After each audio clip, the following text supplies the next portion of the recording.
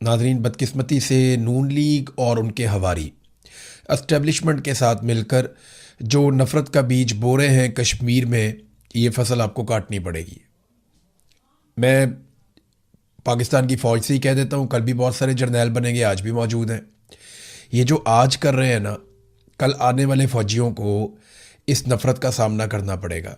ये जो आज नून लीग कर रही है ना, कल आने वाली जो पार्लियामेंट है उसको इसका सामना करना पड़ेगा। जो आज कुछ दरबारी, कुछ टाउट्स जो घटिया हरकतें कर रहे हैं, जो अल्फाज बोल रहे हैं, कल आपको इन चीज़ों का सामना करना पड़ेगा। ख्वाजा आसिफ ने तो कश्मीरियों की शनाख्त के ऊपर ही सवालात उठा दिए। उन्होंने कहा जी रावला कोट के लोग तो कश्मीरी हैं ही नहीं। वो कहते कश्मीरी नहीं मानते इनको हम। वहाँ कश्मीर में लोग प्रोटेस्ट कर रहे हैं, वो एहतजाज कर रहे हैं। यार ये क्या बकवास है, ये आप क्या बात कर रहे हैं। ख्वाजा आसिफ अपनी बात से पीछे नहीं हटता। वहाँ पे पॉलिटिकल पार्टीज़ के लोग हों या बाकी लोग हों, वो अब उन्हें लगता है कि कश्मीर में इलेक्शन आने वाला है तो हम इसका फ़ायदा उठाएंगे। हकीकत तो ये है कि ये कश्मीरियों को हक देने की बात करते थे, उनसे उनकी शनाख्ती छीनना शुरू हो गए हैं। और किस किस्म के घटिया इल्ज़ामात नून लीग और उनके हवारी और जो इस वक्त पाकिस्तान की मिलिट्री एस्टेब्लिशमेंट और उनके लोग हैं वो लगा रहे हैं कश्मीरियों पर, और ख़ास तौर पे ओवरसीज़ कश्मीरियों पर। ज़रा ये इल्ज़ामात की नौइयत आप सुने। ये अबसार आलम है, नवाज़ शरीफ का ख़ास आदमी है, मरीम नवाज़ का खिदमत गुजार है। अबसार आलम का अगर आप ये स्टेटमेंट सुने तो आपको अंदाज़ा हो जाएगा कि इनके अंदर कितनी नफ़रत भरी हुई है कश्मीरियों के ख़िलाफ़। ये ज़रा आप पहले सुनिए, क्योंकि इस्लामाबाद में हमारे कुछ सहाफ़ी दोस्त हैं, बड़े अच्छे लोग हैं, बड़ा शानदार काम करते हैं, और मेरा उनसे बहुत अच्छा ताल्लुक़ है, बड़ा एहतराम का रिश्ता है। और वो लोग कभी भी उन्होंने पाकिस्तानियत के ख़िलाफ़ एक लफ्ज़ या एक जुमला नहीं बोला पाकिस्तान के ख़िलाफ़। लेकिन अब सार आलम ने उनको भी टारगेट करना शुरू कर दिया, बल्कि उन सहाफ़ियों को और लोग भी टारगेट कर रहे हैं। ज़रा आप देखें कि अब सार आलम ने ओवरसीज़ कश्मीरियों के बारे में क्या अल्फाज इस्तेमाल किए, ये सुने आप। लोग जो बरतानिया में रहते हैं उनकी जुबान और यहाँ एंकर्स की जुबान एक ही तरह गंदी है, और वो इतने गंदे हैं जो बरतानिया में रहने वाले हैं खास तौर पे, कि अभी जो स्कॉटलैंड में वाक़या हुआ है, मैं उस पर अलग से एक व्लॉग इस वक्त करूंगा। 7 मुसलमानों को चाकू के वार करके जख्मी कर दिया वहां एक गोरे ने, इस वजह से कि ये गंदे लोग हैं, ये यहाँ आके हमारी सोसाइटी को खराब कर रहे हैं, इनको यहाँ से निकल जाना चाहिए। और जो अभी चाइल्ड गैंग रेप के जो जिन मुल्जमान मुजरमों को सजा मिली है, वो उनमें बहुत सारे यही है। तो आप सोचें कि इन, और ये अभी आप देखें खबरें आ रही हैं बाहर कि कोई अपनी भाभी से शादी कर रहा है वहां पे सिटीजनशिप लेने के लिए, कोई बहन से पेपर मैरिज कर रहा है और सिटीजनशिप लेने के लिए, और फिर काम नहीं करते, वो तलाक, मसनूई तलाक दे के बीवी को घर दिला दिया मुफ्त का, और खुद साथ वेलफेयर लेना शुरू कर दी कि जी कारोबार कोई नहीं, काम कोई नहीं है। तो इतने फ्रॉड करते हैं। ये आपने सुना कितनी नफ़रत है इस आदमी के अंदर और नवाज़ शरीफ के अंदर कश्मीरियों के ख़िलाफ़। आपने देखा, ये नवाज़ शरीफ का ख़ास आदमी है, उसके साथ बहुत अच्छे ताल्लुकात हैं। नवाज़ शरीफ इसको अपनी गाड़ी में भी रखता है, अपने आसपास भी रखता है। नवाज़ शरीफ जब हुकूमत में आया तो नवाज़ शरीफ ने इसको बड़े अहम सरकारी ओहदे पर भी बिठाया था। मरीम नवाज़ का ये बड़ा खिदमत गुजार है, मैंने आपको पहले भी बताया था।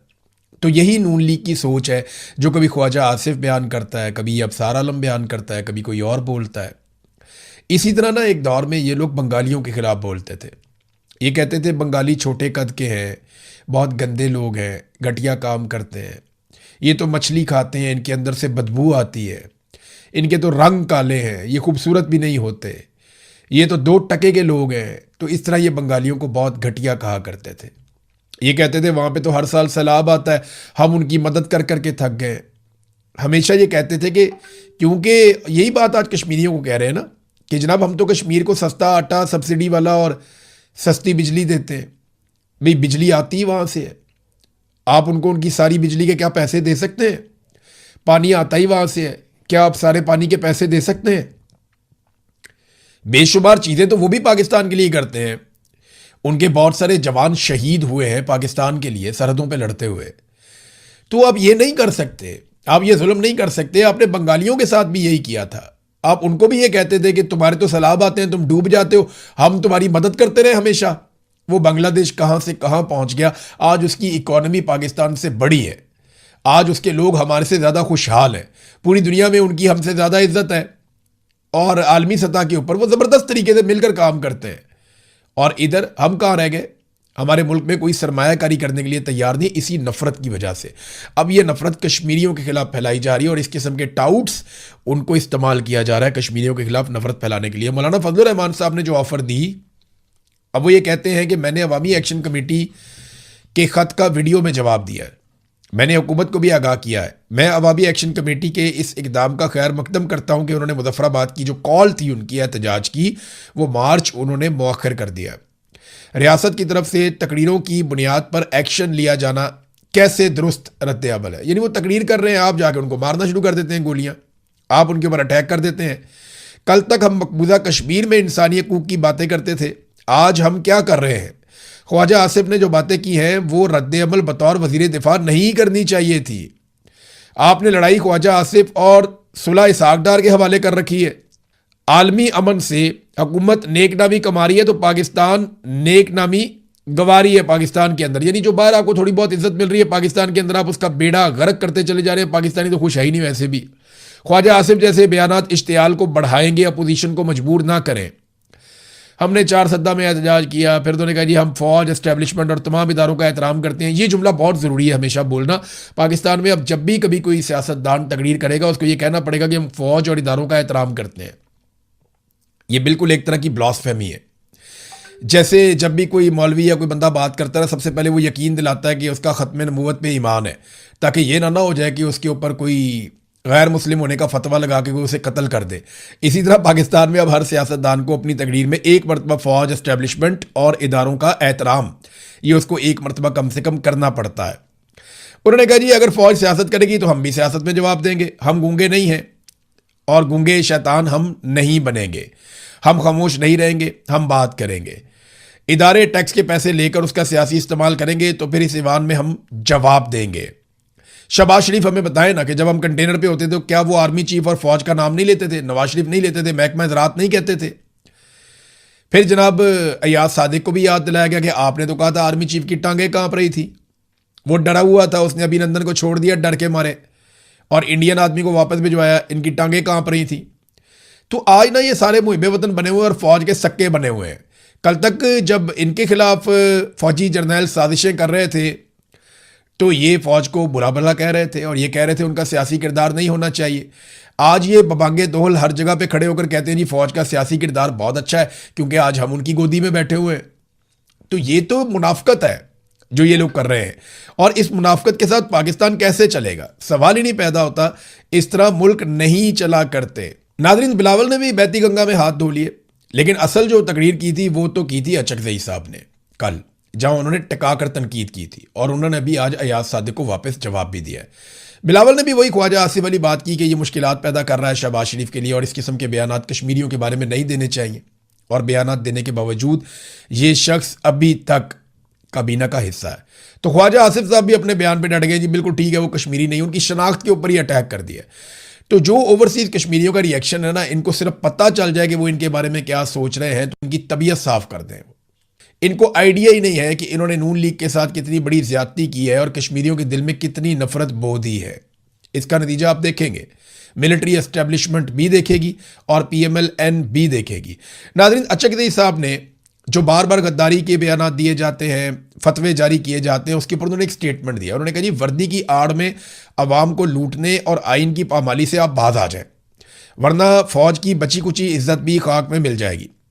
बख्शू मामा जैसे मकरू लुटेरों और नौकरियां बेचने वालों का साथ देना बंद करें क्योंकि ये करप्ट लोग आपके जराइम के राज खुद फाश कर रहे हैं। मुल्क को गाय समझना बंद करें, पाकिस्तान को माले गनीमत समझकर इसका दूध धोना छोड़ दें, वरना अवाम का बढ़ता हुआ गुस्सा पार्लियामेंट की बालादस्ती और कौमों के हकूक छीन कर दम लेगा। जर्नैलों से लेकर अशराफिया तक सबके काबुल और दीगर ममालिक में तस्करे यानी वो शनाख्ती कार्ड वगैरह बने हुए हैं। लिहाजा हमारे खिलाफ साजिशें बंद की जाएं वरना सबको बेनकाब कर दिया जाएगा। महमूद खान अचकज़ई ने कहा। वजह यह है कि महमूद खान अचकज़ई को कहते हैं कि आपके अफगानिस्तान के साथ ताल्लुकात, और भाई इधर किसी के UAE के साथ ताल्लुकात हैं, किसी के किसी मुल्क के साथ ताल्लुकात हैं, किसी के ट्रंप के साथ ताल्लुकात हैं, किसी के सऊदीया के साथ ताल्लुकात हैं, किसी ने वहाँ का अकामा लिया हुआ है, किसी ने वहाँ पर जजीरा लिया हुआ है, किसी के बच्चे वहाँ सेटल हुए हुए हैं। पाकिस्तान के साथ तो वफादारी दिखाई नहीं देती। बहुत मुश्किल है। तो नाज़रीन, फजलुर रहमान साहब ने, बिलावल ने थोड़ा सा टफ टाइम दिया, लेकिन महमूद अचकज़ई साहब जो है वो गुज़िश्ता 2 दिनों से हुकूमत को काफ़ी टफ टाइम दे रहे हैं और शहबाज शरीफ साहब की जो ऑफर है उसको संजीदा लेने की ज़रूरत है। पाकिस्तान तहरीक इंसाफ को बाकायदा एक प्रेस कॉन्फ्रेंस करनी चाहिए और हर फ्लोर पे खड़े होकर इसके लिए आवाज़ उठानी चाहिए।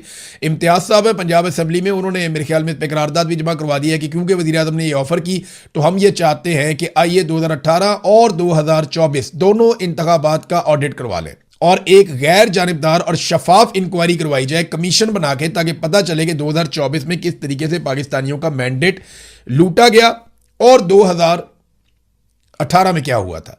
नादरीन, जहां मेरे पास एक खबर है, बड़ी अफसोसनाक खबर है, ये बीबीसी ने इसको छापा खबर को।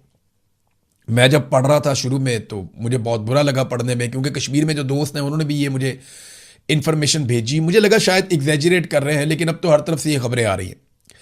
कश्मीर के अंदर जो अद्वियात और खाने पीने का सामान दाखिल हो रहा है ना, उसे पुलिस रास्ते में रोक लेती है।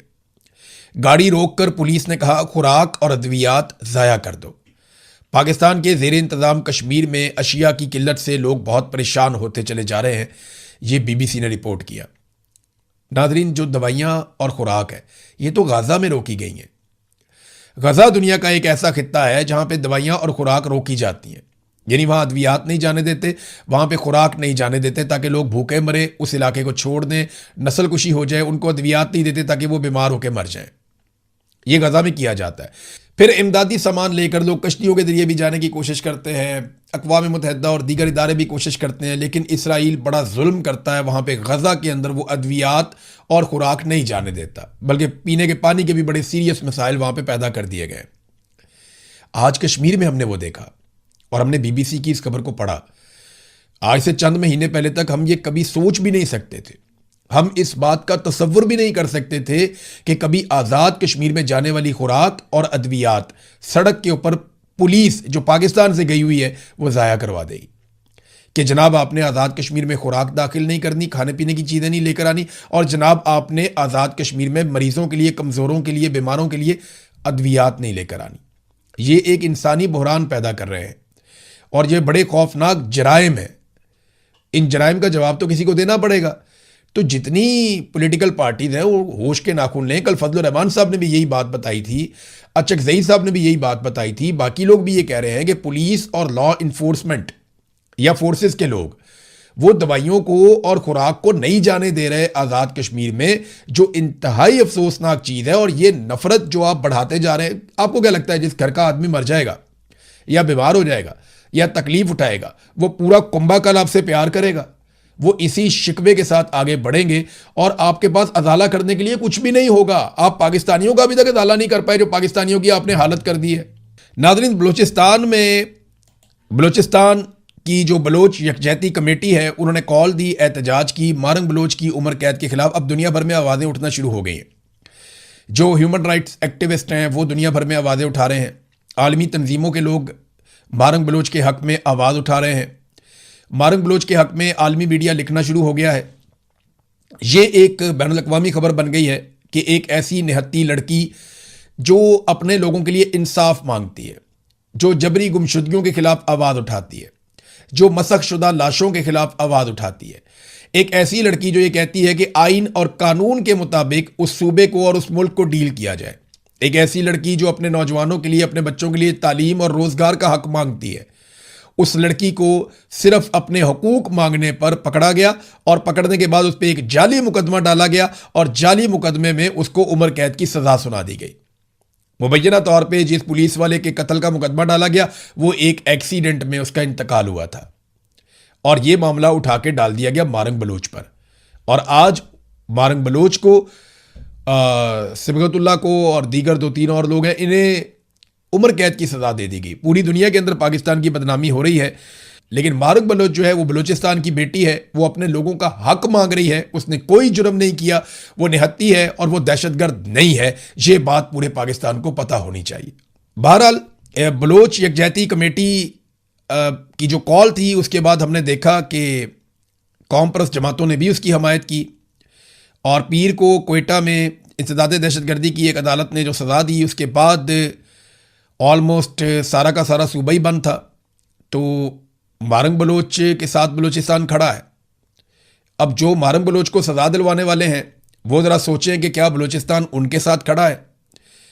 वो तो बेचारे खुद भी अपने पाँव पे खड़े नहीं हो पा रहे और बलूचिस्तान में किसी भी इलाके में कहीं पे भी वो लंबी चौड़ी सिक्योरिटी के बगैर ट्रैवल भी नहीं कर सकते, जा भी नहीं सकते, शाम को तो निकलते ही नहीं है बाहर। ये उनके हालात हो चुके हैं। नाजरीन, पीआईए के हवाले से जो धोखा पाकिस्तानियों को दिया जाना था वो धोखा अब बिल्कुल तैयार हो गया है। मैंने आपको पहले बताया था कि अब आपने नाम से धोखा नहीं खाना। पीआईए नाम का पाकिस्तान एयरलाइन है, ये नाम का धोखा आपने नहीं खाना। ये एक प्राइवेट इदारा है, प्राइवेट लोग जो हैं वो इसके मालिकान हैं। इसके साथ वही सलूक होना चाहिए जो बाकी एयरलाइंस के साथ हो रहा है। इसके ऊपर वही कानून लागू होने चाहिए जो बाकी एयरलाइंस के ऊपर लागू हो रहे हैं। एक तो आपने ओने पोने इतनी बड़ी रिप्यूट के साथ इतनी बड़ी एयरलाइन आपने बेच दी फौजी फाउंडेशन को और दीगर इदारों को, और कुछ लोग हैं प्राइवेट, उनको आपने बहुत अमीर अमीर ताकतवर लोग हैं, एस्टेब्लिशमेंट के चहीते हैं, आपने उनको ये पीआईए दे दी और तोहफे में दे दी। अब उन्हें टैक्स की छूट दे रहे हैं 15 साल के लिए। आप मुझे बताएं ना, लोग मुकाबला कर दूसरी एयरलाइंस, ये प्राइवेट एयरलाइन जो है पीआईए, इसका मुकाबला कैसे करेंगी? इसको पाकिस्तान एयरलाइन के बजाय अब प्राइवेट एयरलाइन कहा करें आप पीआईए को। तो ये जो प्राइवेट एयरलाइन है इसका मुकाबला जो दूसरी एयरलाइंस हैं, मिसाल के तौर पे सियाल वाले हैं, मिसाल के तौर पे शाहीन वाले हैं, मिसाल के तौर पे एयर ब्लू वाले हैं, या और एयरलाइंस हैं पाकिस्तान में, वो इस प्राइवेट एयरलाइन का मुकाबला कैसे करेगी? इनको 15 साल की आप टैक्स की छूट दे रहे हैं।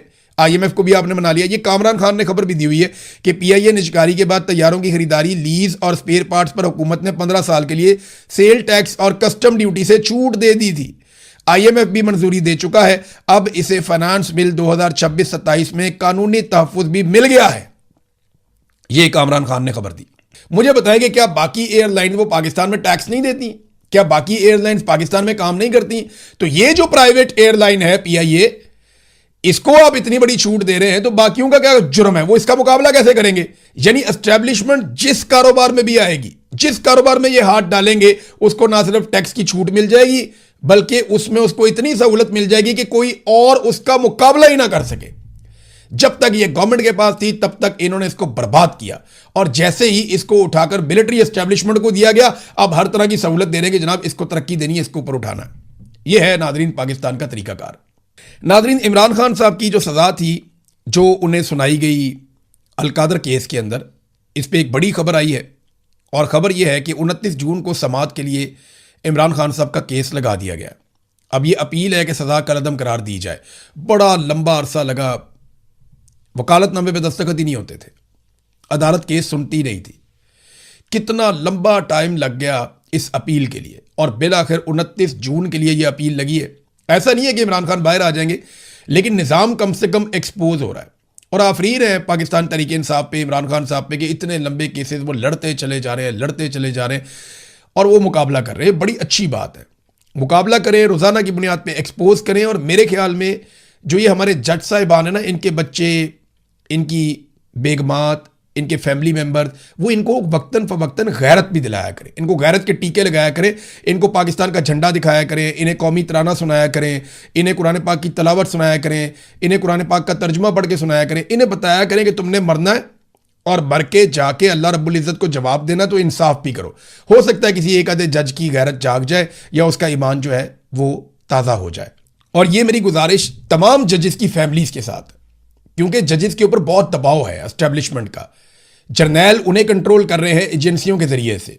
तो मेरी आपसे ये गुजारिश है जो फैमिलीज है जजों की, कि वो उनको मॉरल सपोर्ट दें, उनके साथ खड़े हों, उन्हें यह कहें कि हमने आखिरत में जाके अल्लाह रब्बुल इज़्ज़त को जवाब देना है, लिहाजा आप डट जाएं। तो जजों को घर से सपोर्ट मिलेगी ना, तो वो तगड़े होकर आएंगे। तो मेरी तमाम जजेस की जो फैमिलीज हैं, उनके बच्चे हैं, उनके रिश्तेदार हैं, उनकी बेगमात हैं, उनके बहन भाई हैं, उन सबसे गुजारिश है कि जजों को जरा तगड़ा करें, उन्हें कहिए इंसाफ कर दें आप अल्लाह का नाम लेकर। कोई बात नहीं है, कोई बात नहीं है, नुकसान कुछ नहीं होता। हमने सब ने बहुत बड़े बड़े नुकसान उठाए। वो एक आदमी जेल में बैठा हुआ है, दुनिया में शहजादों की तरह उसने जिंदगी गुजारी, कितना नुकसान वो उठा रहा है, पूरा खानदान उसने रोल के रख दिया अपना। हम सबके साथ ये हुआ। मैं आपको ये कह रहा हूं कि कुछ भी नहीं होगा, यकीन करें, आपके दिल को भी सुकून मिलेगा और अल्लाह रब्बुल इज़्ज़त इसका अजर भी देगा। ये तमाम फैमिलीज की जिम्मेदारी है कि अपने अपने जज को तगड़ा करके घर से भेजा करें।